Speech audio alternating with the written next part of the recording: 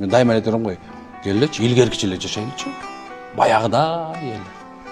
Бир нанды бешөөбүз бөлүп жегендей эле. Бөлүнбөй эле, субханалла. Бирөөнө чакырса барып алып туруп алып, алдың койгон нерсени алып алып машалла. Бир койду 20га бөлүп коюп деле жеп алышчу эмес беле туурабы? Ошону себебинен мынакей. Бардыгыбыз мындай жашоону жөнөкөй эле көз караш менен карайлычы.